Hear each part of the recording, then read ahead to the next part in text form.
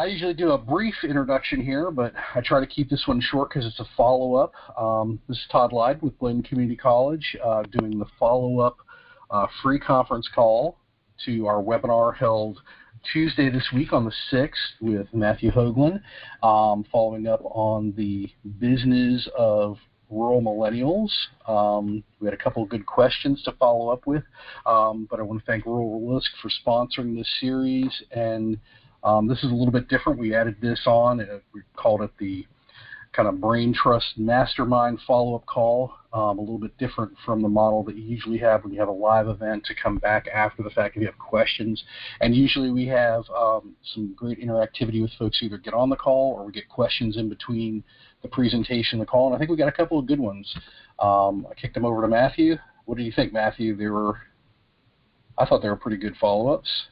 I think they're excellent follow-ups, yeah, and I'm not surprised at all that folks had questions about my lovely wife, who's a very impressive, very impressive person and continues to impress me every day. But one of the questions that you sent my way was what type of business resources did she take advantage of in the local area to start her business? And for anybody who did not catch the presentation, my wife is the owner and operator of a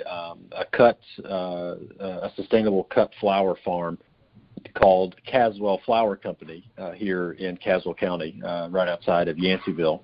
And she operates on the total property is about 90 acres. It's actually her parents' farm. I mentioned in the presentation that her parents kind of moved to Yanceyville a couple of years before we did, so she's on a small sliver of their property.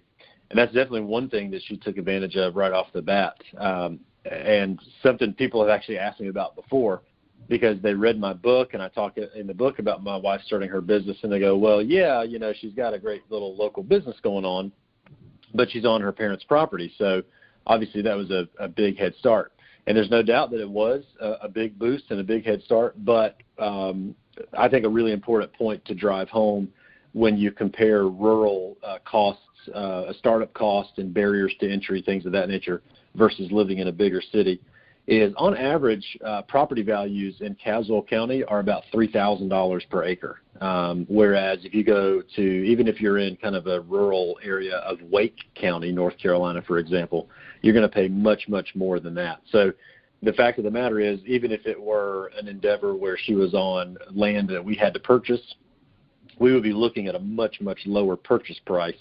And obviously any other entrepreneurs out there on a similar endeavor will be looking at a much, much lower purchase price to acquire that land to start their farm than you would obviously in a bigger, more populated county. But in terms of business opportunities, I'm not even sure that I can remember them all. My wife is very closely connected with our local economic development director here in the county, and they have provided assistance in the past. The banks have talked with her. I think she ended up talking with 2 or 3 banks about their business accounts and what they could do for her before actually setting up her account with them. And she's also partnered up with a lot of retailers and other small shops in the area that sell her products. So, when her flowers are in season, she'll cut them and make an arrangement, and she'll take them down to a little kind of like a hardware feed and seed store here in town called the Caswell Mercantile. And they basically have a weekly arrangement worked out where they say, bring us a handful of arrangements and we will market them on our Facebook page. You do the same on yours. We'll get them sold, and we'll kind of split the cost appropriately. And I think she's been doing that now for probably about 3 or 4 weeks in a row. Mother's Day, for example, was a huge hit. She got some flowers in this store for Mother's Day weekend. They posted them on their Facebook page, and I think all the arrangements that she brought down sold literally in like 2 hours. So it's really just a matter of, for her, it's been a matter of taking advantage of the low cost, the low barrier to entry here in rural areas, and then kind of making partnerships with local businesses and retailers that can help her get her products into the customer's hands. That's great. I mean, that's I'm swirling because I know around here we're in a very agricultural focused area, and I know most of the ones that we work with and that are working through part of this series, most of them do have, much higher, of course, in most rural areas as they are higher agricultural. And it wouldn't even necessarily be about purchasing the land. In many cases, you've got older farmers who are retiring out and or the family picking it up, and it would be very easy in most cases to hit up your extension folks and ask them, who's looking at renting in most cases too. You don't necessarily have to commit to the purchase in a lot of cases, especially if you're how big is your wife's acreage? How much does she actually use? Yeah, that's a great question. She's got a few plots kind of scattered out, which amount to about 1.5 acres total. We've been talking recently about an expansion to another portion of the farm that really, really makes sense. It would only be about 5 to 7 acres total. But I'm really glad that you mentioned that with getting the cooperative extension involved, because they actually came out, our local agents here actually came out to my in-laws' property a couple of weeks ago and talked to them about different opportunities and kind of plotting out the future of what the farm may look like and profitable endeavors for the farm and things of that nature.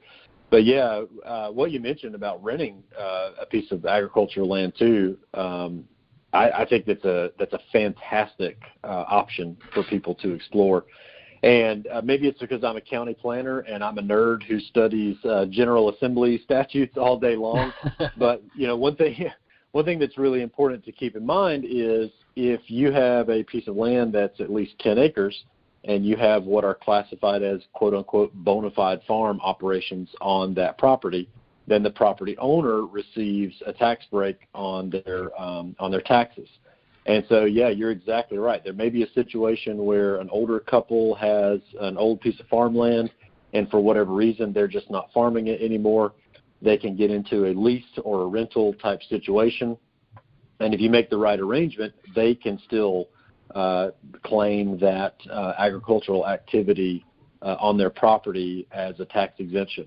So you, as the entrepreneur, you get, affordable rent, you get a place to start your business, and they, as the property owner, would get that benefit through the property taxes as well. So, yeah, there's a lot of creative solutions out there. You just kind of have to be willing to ask folks and kind of get out there and try and find them. That's some of the advice that I gave in my book as well is, you're moving out. If a millennial is moving out into a rural area, don't be afraid to call the cooperative agent or even knock on doors if you have to, and ask the questions and make those relationships. That's you bring that up a lot. I want to step back for just a second, because in your role as the planner, and this is interesting because we just ran an agricultural series here where we had a long discussion about that, the regulation you talk about, where as long as it has a primary agricultural use, and yet you see more agritourism that has almost next to nothing to do, and a lot of value-added kind of stuff that's happening on agricultural land now that has nothing to do with production. One of my favorites, of course, now has been, I love going to Airbnbs, and I was actually looking at one not long ago that right when we were doing that series, we had the discussion that you see a lot of places that are now converting old spaces or even building or adding space on what is agricultural land, but are providing rents. And that's a great solution in a lot of areas and a business opportunity, obviously, for folks who are looking in their area of doing something, because in many of our rural areas, there's next to no short-term stay, that kind of stuff. So it's an opportunity.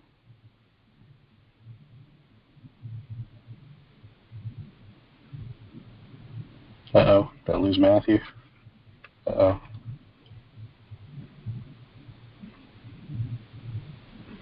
Did I lose him?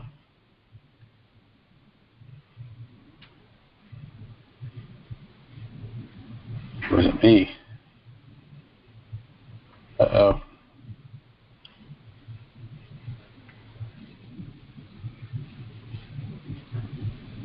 Looks like we lost Matthew. We'll give him a second here and see what happened. I'm going to try and call in as well to make sure that we're still good with the weather today. Of course, we have Hurricane Elsa here. We've had some issues with internet and phone lines, as we usually do, unfortunately. So let me see if... Hey, Todd, sorry about that. I'm not sure why. I think I got dumped out of the call. I don't know what happened, but yeah, I was like, I realized I had said something and then you didn't answer. I'm not sure what happened either. And I had a brilliant answer lined up and I totally forgot it. No, I'm kidding. That's okay. So you had talked about the agritourism opportunities on agricultural properties as well. And I was just going to mention that I've recently had to overhaul all of our land use regulations here on the county level because of some state law changes that were made in Raleigh. And one of the things that I've had to be keenly aware of is how agriculture and agricultural regulations kind of play into all of that. So first off, I'll just say I want to give a lot of credit to the state of North Carolina and our General Assembly and whoever has been in charge of kind of shepherding through the laws related to agricultural operations, because the state of North Carolina really does an excellent job of almost going out of their way to be as accommodating as possible to agriculture and agricultural operations throughout the state, including, as you mentioned, they have fairly recently expanded the definition of agriculture to include agritourism.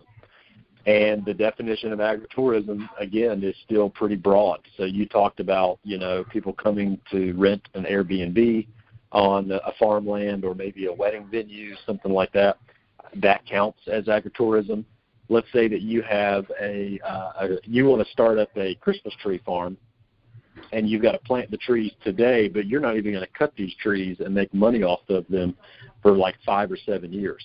Well, meanwhile, you also have an Airbnb on your property, and people come and they stay at your Airbnb, and then they go take a hike over and look at your soon-to-be Christmas tree farm. That also counts as agricultural operations under that umbrella of agritourism. So, that's definitely something that folks need to keep in mind. If you go to the General Assembly's website and you Google agriculture, a lot of these regulations are found in Chapter 160D, which I have had to deal with extensively. If you're an ag-based entrepreneur and you're interested in knowing everything that there is to know about what you might be able to take advantage of, what might affect your business, then I would highly recommend looking into those regulations around agriculture. That's great, and you touted them really well, and I double the effort of suggesting getting in touch with the extension. They're a fantastic resource in the state, and always do phenomenal work, and we're great partners with ours here locally, and they're a really phenomenal resource. Can't recommend them enough. Absolutely. So that was pretty good, and I think the sequel for your book needs to be, you guys can sit down, and if your wife's willing to, you guys ought to sit down and write her up as there's your next book there, I think.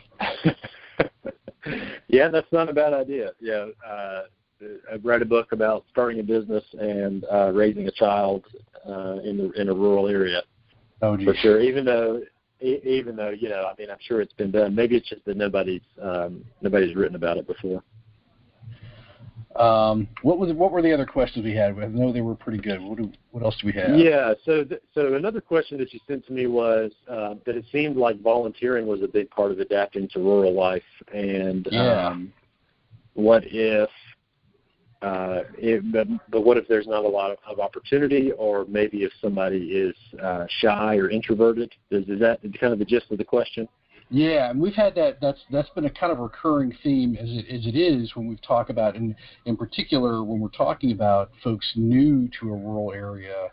And I even think in some cases with folks who have even been around for a while, if they're not an extroverted, get out there kind of person, it can be a tough kind of sell, and it is something we've come back to periodically in this series of how, especially if you're new to an area, How do you get integrated? And then secondary to that was kind of like, but in some places there aren't robust chamber of commerce. There aren't a lot of traditional volunteer opportunities, or they're difficult to find in some cases, I would think. Yeah. So what would you suggest? Yeah. Those are all excellent questions. Yeah. So the advice that I give in the book, and kind of the personal experience that I had, is on the local level. If you're born and raised in your rural area and you're kind of quote unquote skeptical of outsiders, then I definitely encourage those folks to have an open mind. People who move to a rural area, most likely they've really thought about it, and they're not just kind of moving there on a whim. It's really something that they've kind of thought about and processed, especially a younger professional who's been in a bigger city, or maybe thought they were going to live in a bigger city after college, or whatever the case may be. So it's not a decision that they came across lightly. And I would say, too, it's probably not a decision, a lightly considered decision when they do come to your area and they want to get involved in a board or a commission. Now, on the other side of that coin, the advice that I give for young folks is, when you show up to a county commission meeting or any other public meeting, or you want to volunteer for a board or whatever, you really need to be humble as you do that, because you're going to be seen as, quote unquote, the new guy in town. And they're going to say, oh, here's this young guy who, thinks that he knows everything about social media, and he's going to bring, whatever he learned in college or in a big city to our small town, and it doesn't really work that way. That's not the way that we've always done it, whatever the case may be. And so my advice in the book is you need to genuinely want to get involved and make a difference, and you need to be humble as you do that. The first board that I volunteered with, our county's Heritage and Cultural Preservation Commission, I volunteered to be the secretary, because I had found out in the past, nobody ever wants to be the secretary, right? You want to show up and talk, and it's great to be the chairman or the vice chairman, and you can kind of command the meeting, but nobody wants to take minutes. And so my thought was, I'm just going to go ahead and volunteer to be the secretary. I already had my computer with me because I just left work or something, and I'll take notes on my computer, and I'm going to demonstrate to these folks that I am willing to do a little bit extra work just because I really want to be here. I really want to be on this board, and I really want to contribute. Now, obviously, I think it's safe to say that I have an extroverted personality. I'm, quote unquote, a go-getter, you might say, and not everybody is that way. I guess for those folks, I would just encourage them to maybe pick one or two boards that they're really passionate about, or even if it's their church, even if they move in town and they take a membership at a new church. The church always needs volunteers for the coat drive, or maybe the church just has a completely abysmal Facebook page, but they want to be on social media, but they just really don't know how. Nobody needs to know who you are for you to administer a Facebook page. If it's Main Street Baptist Church or Main Street Methodist, that's what they see. They don't see Bob or Sally, who's actually administering the page. And so you can still have a little bit of anonymity if you're more or less a shy person, but you want to get involved. So I think, being willing to get involved, staying humble. If you are kind of introverted, pick and choose the ways that you can volunteer. I can guarantee you that if a young person shows up and they're willing to volunteer, they're willing to help, 9 times out of 10, you are going to be welcomed with open arms in a rural area, and they are going to just adore you for helping out. With regards to, you had a question about, if a chamber of commerce isn't really active, or something like that, somebody moves to a small town and they've got a chamber of commerce that's not really active. In my mind, what I think there is, you then have the opportunity to be the chamber director. You might not do it overnight, but if you have a situation where your chamber of commerce really leaves a lot to be desired, or they're not really promoting the town in the way that you want them to, you can kind of take those reins and do it yourself. I would say, every town, almost every county or town or whatever, they have a tourism development authority. They may have a chamber. It's not very active or whatever. talk to the folks who are at the chamber, talk to the town, talk to the county. If you can get appointed to that tourism development board, for example, then you can have a seat at the table in making the decisions about the promotional arm and being the promotional arm for your community. So, I mean, my gosh, I imagine a situation where there's not really an active tourism board or chamber, but they come into town, they get involved, they are the social media administrator for that tourism board, and literally within the span of about maybe 6 months or a year, they have a completely new social media presence. They're taking pictures and making videos, and you can kind of create the narrative and fill the void if there isn't an active chamber or there isn't an active tourism board in your area. So, again, I just think there's a tremendous amount of opportunity, and people can kind of volunteer at the level that they feel comfortable with. Great suggestion. I think really good advice. One of the things as you were talking, and it got me thinking about where would you go if you're really not sure. And I know with your experience, you could probably, and I'm sure the mileage varies because they are so hit or miss across the board. But when you do come to some of the rural counties in North Carolina, there is a distinct lack of different services that do exist in larger areas like a tourism authority, economic development, et cetera. But one thing that all North Carolina has, and it may not be right where you're at, and it might take a little digging to find them, is there's a council of government system that kind of crosses all these little areas that we're kind of talking about, and would know usually what if you're looking for either a volunteer opportunity, no matter what it is, and looking for the right resources and the right kind of contacts to make. The Council of Government system covers a regional approach, but they usually have people within every county that service them, and they do different things. And I know you as a planner know what they do, but for the folks that don't know, they got their hands on a lot of these different types of activities, and usually have business development people, folks that work with workforce development, and then have the relationships within the different counties. And so that's a recommendation I'd have if you're new to the area in particular and aren't sure, but you do see a definitive gap in service or gap in whatever it is that you want to work on, and want to figure out how do you work with someone. I would suggest that, because it may be that you might be able to work with them to find somebody the next county over. I know where we're at, we don't have a tourism authority, which it just still blows my mind.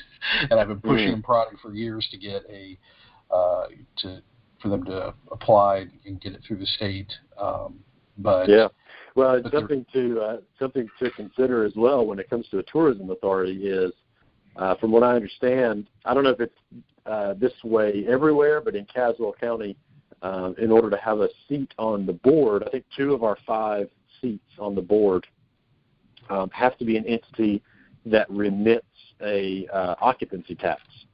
So an occupancy tax, basically, let's say that you stay a night at a Best Western or whatever. A small little portion of your bill is the occupancy tax, and that's supposed to go to the local government or the local tourism authority so they can then promote and the cycle perpetuates itself. Well, your Airbnb can qualify you as an entity that remits an occupancy tax. So let's say that you inherit a family farm, and you don't live there, or maybe you do live there, and there's a second home, and you rent that out as an Airbnb. If you have occupancy tax coming off of that property, you're now eligible to sit on the Tourism Development Board. Now, you have to be appointed to that board by the proper authorities, but you're now eligible. And most people, I would assume, don't even know that. So, that's another great way too. If a younger person, especially, is in a situation where they're managing an Airbnb, they've got the occupancy tax coming in, you can parlay that into broader community involvement. And again, it's probably going to be the type of situation too where you may be the youngest person on the board once you're presented. You may be the most knowledgeable about marketing principles and website design and social media presence and things of that nature. And so you will immediately have almost an outsized impact just by being appointed to your local tourism board. No, it's great. I think your one piece of advice is crucial for anybody, no matter where they're looking at going, whether it's a church or these boards or whatever it is. Be willing to do the grunt work. That's right. It's a huge plus, like you said, if you're willing to show up and illustrate that you're willing to step in right out of the gate. It'll help sell pretty quickly. Yeah. Cool. Yeah, I'll never forget Sorry, just one quick thought, one quick funny story. I was when we first moved here, I was involved with our county's historical association, and the historical association is housed in a house here on the town square that I think the house was built prior to the Civil War. So it's a real old, creaky, just a beautiful house, and it's got a lot of old furniture and knickknacks and paintings and things like that stored around. So I volunteered, and one of the first things that we did after I volunteered to join the board was have kind of a museum cleanup day, and I jumped right on it because I wanted to demonstrate to these folks that I was serious about being involved, but also I had a beat-up old Chevy truck, and I didn't care if we loaded up a bunch of stuff in there and had to haul it to the dump.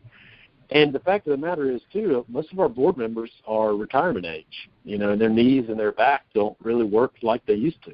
And so it just made the most sense for me as a guy kind of in my early to mid-30s to volunteer and do that work, because just physically not everybody's able to do it.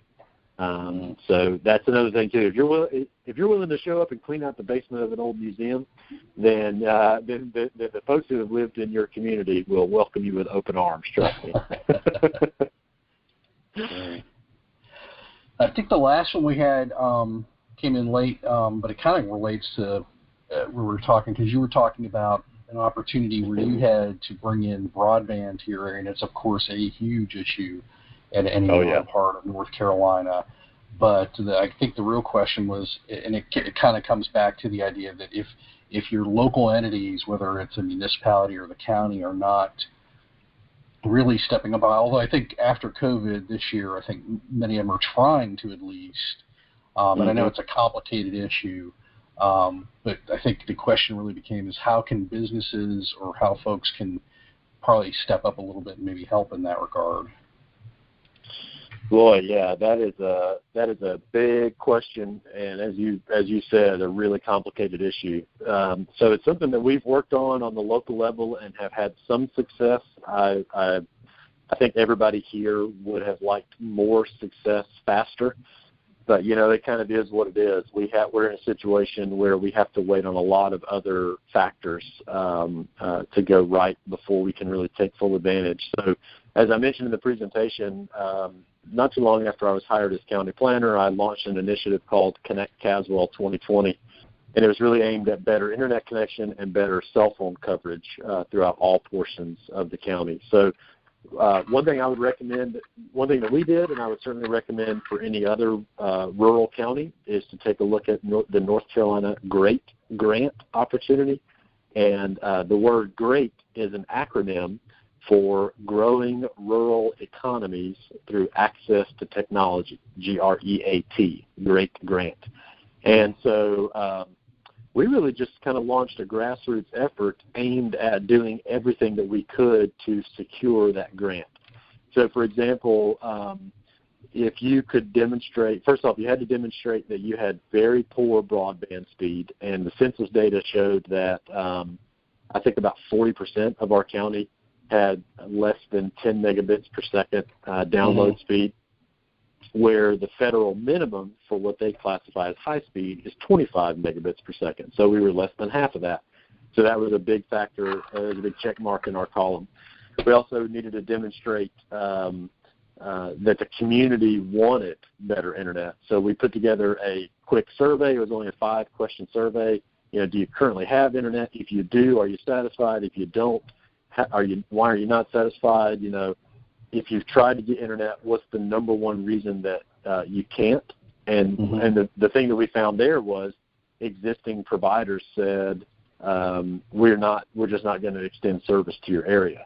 And so we kind of gathered up all this data in a survey, and we put that in as part of the application package. So we're a county of about 23,000 people, and we had just under 3,000 survey responses. So we had a total of about 12 to 13% of our entire population to respond to this survey. And anybody who works in data will tell you if you get up around 10%, that's a really good sample size. So the fact that we went through that and we got about 12 to 13% meant that we could demonstrate to the state that our people really, really needed better internet connectivity here. We also were able to demonstrate a certain number of farms and businesses that would benefit from having better internet service. And then we also asked local organizations like our local community health center, our local foods council, on and on and on. We asked them to put together a letter from their organization to the state explicitly telling them how they would benefit from better internet service. And so, for example, our local foods council talked about how, they have a lot of folks who come to the farmers market once a week, and they're on SNAP benefits. I think the term used to be food stamps, but SNAP, the food assistance program. But the way that they pay for food on SNAP requires an internet connection, because I think maybe there's a mobile app, or they have to take a credit, scan the card, but the card has to be hooked up to an internet connection. And so they said in their letter, we can't even do a transaction with low-income folks because we don't have internet. We would be able to get fresh foods and fresh fruits and vegetables to lower-income folks just with a better internet connection. So we got a lot of kind of testimonials and letters like that put together. And the way that it all happened was the way that the applications go in. So as I mentioned in the presentation, the money goes to a broadband provider. It doesn't come directly to Caswell County.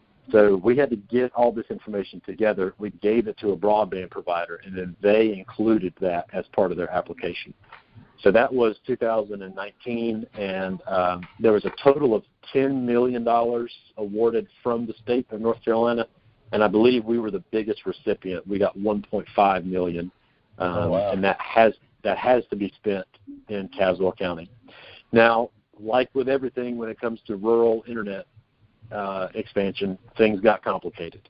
So the money was initially awarded to a broadband provider that was outside of the Charlotte area, and they had to enter into a contract with the state of North Carolina, and they had to meet certain benchmarks in order to obtain that grant funding. Well, they weren't really meeting their benchmarks, and so we had to go to the General Assembly and say, all right, guys, here's our situation. We've got a broadband provider. We know that they mean well and they want to get a service, but for whatever reason, they're just not hitting their benchmarks. Is there anything that we can do about this? So the state actually kind of changed the parameters a little bit and basically said if a broadband provider has received this funding but they're not hitting those benchmarks, we can claw the money back and open up a new round and award the same $1.5 million to a new broadband provider if they will secure it and hit those benchmarks. So we had to go through that speed bump. We then got the 1.5 reallocated to a new provider, and we feel a lot more confident about their ability moving forward here to actually go through with it. As I mentioned too, it's all matching, so they'll have to find another 1.5 to match. So in total, we'll have at least $3 million in funding spent here in Caswell County on internet expansion. So we've been very fortunate in that. I know that's kind of a long story of kind of how we got here, but the reason I wanted to spell all that out is other communities, that's the type of process I think you can expect if you're going through a grant attainment process or working with a provider or whatever the case may be, because it's just not easy. There has to be a process. There has to be funding to come from somewhere to get your community connected up. Some of the other realities too is that North Carolina does not allow counties and municipalities to be a broadband provider. So even if Caswell County wanted to, and even if we had the funds, it's not like we could just lay down high-speed internet lines and then hook them up to, Larry and Jim's house, and then Larry and Jim pay a monthly bill and we get them the best internet in the world. Even if we wanted to do that and we had the money to do it, we really couldn't do that.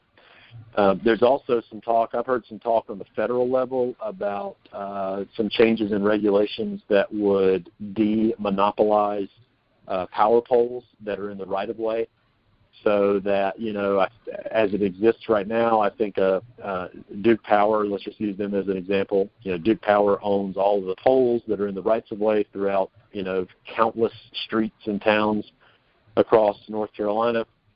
And I think they have unadulterated access to some percentage of that. And this would basically say that if a electric provider has a power pole in a right-of-way, then they have 51% access to it, but they have to make the other 49% available. So then you'd have a situation where a Comcast or Charter or whoever the case, whoever your provider would be, they could utilize the space on the rest of the pole to run their lines to other houses.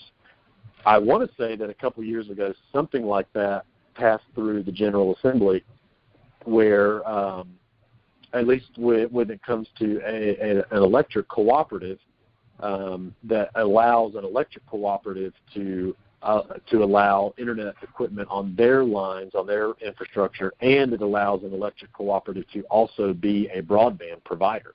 And it used to be in North Carolina that electric cooperatives could not do both. They couldn't provide internet and they couldn't provide electrical services, but now they can. So that type of flexibility in law is going to help some folks as well. So, I know this is a really long-winded answer, but there's a lot of factors at play here. So just to kind of summarize it, what I would say is, be on the lookout for state and local grants that you can take advantage of.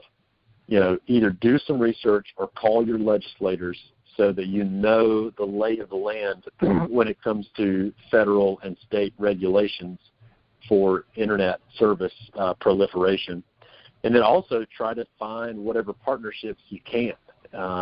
If there's let's say that a town owns a really tall water tower, and there's an opportunity for an internet service provider to put wireless internet equipment on the top of that water tower, give them a call and say, let's talk about what a lease agreement would look like. Let's talk about what your monthly bill would look like to our residents / your customers.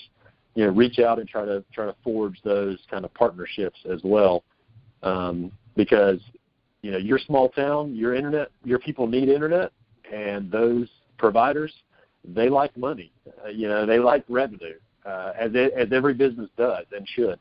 And so there's an opportunity there to get the two together. So it's really just about, it's a complicated issue, but it's really just about, kind of making partnerships, doing research, and taking advantage of opportunities whenever they come along. That's great advice. I think, like you said, it is some opportunities for somebody coming in. I know in the eastern part of the state here, we've had some, in particular areas, people getting into hotspots and building out a little bit and having opportunity where there's some huge gaps. It's just a matter of, like you said, trying to find those opportunities. And I think right now there is a lot of push for it, so that it is finding them. We just got a grant not long ago where we were trying to help businesses, and it is a little bit of a as you probably discovered, a chicken or the egg kind of thing of some of the folks who've operated for their entire lives without broadband speed internet in their home or business, and trying to pitch them with, okay, this is what you can and can't do without it, for them to know that, and it does take a little bit of education, but also letting them know that those opportunities are there and try and take advantage of them. Yeah, we've run into quite a bit of that as well. We've got a lot of sparsely populated old country roads and dirt roads out here in the county, and I'm sure that the internet companies have kind of done an analysis, and they say, they say, okay, there's 10 houses on this road, but the first 6 or 7 are folks like you mentioned. They've gone their entire lives without internet. They really don't see the need for it. They think it's just all about, Facebook and cat videos. And so that's all silly stuff and there's plenty of silly stuff on the internet, right? Don't get me wrong. But they just don't see the need for it personally. But the last 3 houses on the road, they're a young family. They've got kids who are doing school from home. They've got a home-based business or whatever. They really, really, really need it. So, yeah, it's really, really tough to convince the folks, the first 6 or 7 folks, to sign up or to get a monthly bill or to some portion of them to get internet service so that everybody at the end of the street can have it. Because, I've just heard nightmare stories where folks call up internet companies and say, what will it take for you to extend the line down to my house? And it's literally on the scale of like $10,000 to $20,000. Oh, yeah. It's just insurmountable cost. There is, though, some relatively new technology, which I think is promising, is the wireless broadband, the wireless internet service providers. And that is more or less the route that it looks like we're going here in Caswell County, where you find a tall vertical asset, a water tower, as I mentioned earlier. You've got some antenna up there. The antenna transmit out a signal, and then you've got a receiving dish on your house that brings it in, just like if you were getting satellite TV. And Todd, if I might tell another local example of something we did too, that I think this can help other communities.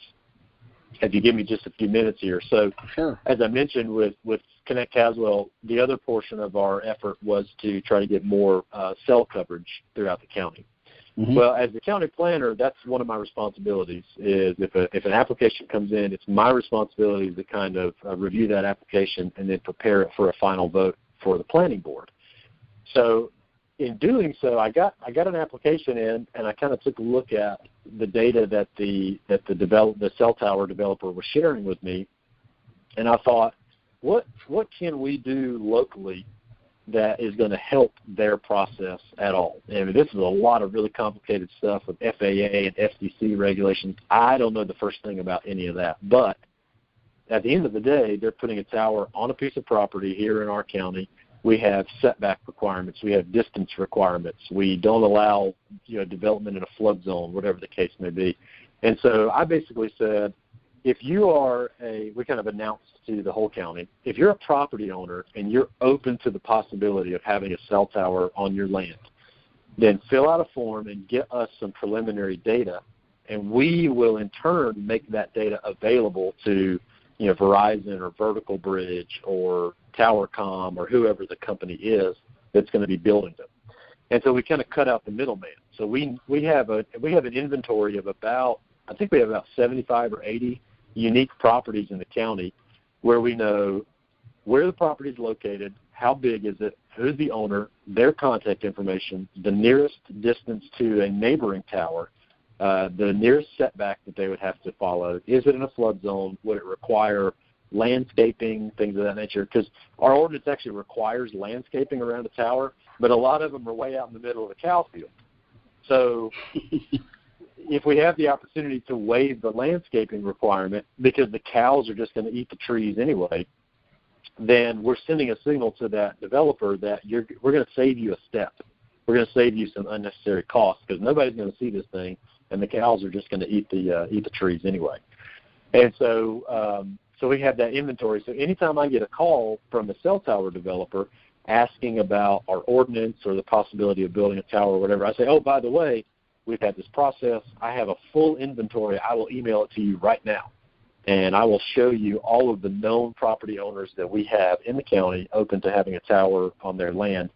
And they kind of cross that. They do a cross analysis with their propagation study. And if if a property that we have falls in their search ring, then they immediately call those folks and start the process of seeing about building a tower on that land. And so far, I think we've had 2 or 3 properties that we have discovered through my process where a cell tower has been built or is being built by Verizon or somebody like that. But then it gets even better. So what we've also done is after the tower goes through approval, we talk to the developers and say, okay, we need you to keep something in mind for us, and we got a little bit of a request. We can't force anything. We can't mandate a contract or whatever the case may be, but we say our request is we're one of the worst connected internet counties in all of North Carolina. Would you be willing to talk with our internet service provider who's been awarded this $1.5 million in grant funding? Just talk with them about the possibility of them co-locating their equipment on this tower that you're about to build. We don't need to know how much you're going to cost per month. We don't need to see the contract. We just want to start the relationship so you guys can get together. And if you can, cut them a break, do them a favor, realize that we got some folks in the county who really, really need internet, and this will be very, very helpful. So here's the phone number, here's the email, and you guys, please build a relationship. And so just a couple of weeks ago, the most recent tower that the planning board approved, we had the developer on the phone with the folks, with the company that won the $1.5 million. I don't know the nature of the conversation, but they seemed very open to, kind of talking with one another and starting that relationship. So there could be a situation where we have also, just by asking, just by making the information available, we have enhanced cell phone coverage, and we've enhanced broadband speeds for the folks in that area just by kind of brokering that relationship and that partnership. So that is 100% free advice for any other town or county in North Carolina who wants to take advantage of what we did. We've had a lot of success with it so far, especially with cell towers, and I'm more than happy to give that information away because I think it's just very valuable for all rural communities. No, that sounds like a great process. Sounds like something that economic developers in all the counties should be modeling for expediting these processes. Because like you said, with some of the newer technology, including whether it's fixed wireless or some of the new satellite technology that's coming down the pike, there's some better options that does make it feasible, at least in some of the more rural areas. Because I know you've got residents, and I've got clients here who are literally in just complete dead zones, for lack of a better, and outside of expensive satellite service, which is really prohibitive, it's not going to be almost virtually not an option at all. In some cases, you could probably find what amounts to, and then the scary thing is for people to say to dial up speeds over a phone line. Yeah. In some areas, it's not going to cut it for anybody who's looking at doing any sort of business, or, like you said, or anybody who is coming from outside of the area with an expectation of, and I don't think most people would necessarily, coming from an urban area to a rural area, have high expectations for the internet, but they probably have some, and I would imagine in many cases it is going to be a deal breaker for people if they can't find even just remotely adequate internet. So it's just something they have to start taking advantage of if they were going to try and bring them in, but then retain them too as well, because they don't have it. Well, yeah, I would say that it definitely is a deal breaker. I've heard, at least on a couple of occasions, from a local real estate agent and our economic development director, that they've talked to people about moving into the county, and then they discovered that the house they were looking at doesn't have any option at all for internet service, and they said, "Oh, whoops, we're gonna have to reconsider and go back to the drawing board." So, I think it is. I think it definitely is a deal breaker for a lot of folks. Mm-hmm. Great. Well, we didn't have anybody join us, but that's okay. There was some really great follow-up. We had some great questions, and Matthew, you're if nothing, very thorough, but you've got that planner's personality, I can tell. You come at it from that very analytical way of thinking, so it's great, and appreciate it. I'll take that as a compliment. You've got a lot of good information and a great experience with being a millennial, moving into a rural area where you've obviously successfully adapted, so that's great, and appreciate both your time with the webinar and today to do the follow-up. And I want to thank Matthew again for coming out. And Matthew, if you'll share real quick, what's the website for your book again? Yeah, thank you so much. It's howtothinksmall.com. Again, that's howtothinksmall.com. If anyone's interested in buying the book, you can go there. The book is for sale for $9.99, but that gets you a signed copy. Or you can go to Amazon, and it's the same price on Amazon. It's also $9.99, but then it just comes straight to your house. You don't get a signed copy. So you might as well get a signed copy for the same price at howtothinksmall.com. But Todd, I just want to say again before we get off here, I thoroughly appreciated this. I appreciate the opportunity to present on Tuesday, and I really appreciated the call today, and I appreciate the compliments. I consider myself a big nerd when it comes to this type of stuff, and I am also the entire planning department for Caswell County. So a lot of times, a lot of times it's just me kind of, looking at this stuff and talking about it and whatever. So it's always great to finally get it out of my brain and to talk to somebody else about it. So I really have appreciated the opportunity. Well, they're lucky to have you up there in Yanceyville and Caswell County. So appreciate it. And people will probably find this after the fact. Like I said, we've been recording all these, so we appreciate it, and it's going to be a great resource for folks who come back after the fact, because there's some really great information here. So thanks again, just so I verify too, your contact information's on the website too, right? So if anybody wants to test you for follow-up. That's right. Yeah, probably the best email is thinksmallbook@gmail.com. There we go. All right. Well, thanks again, and stay dry. I don't know if you guys got the weather, but we've been we are. Yeah, we're getting a nice little rain. It's about 15 degrees cooler than it was yesterday, which I will take. If the rain is the trade-off, then I will definitely take that. So. Okay. Well, stay safe and nice little rain here. And have a great rest of your day. Appreciate it. Thank you, sir. Do the same. Take care. Bye-bye.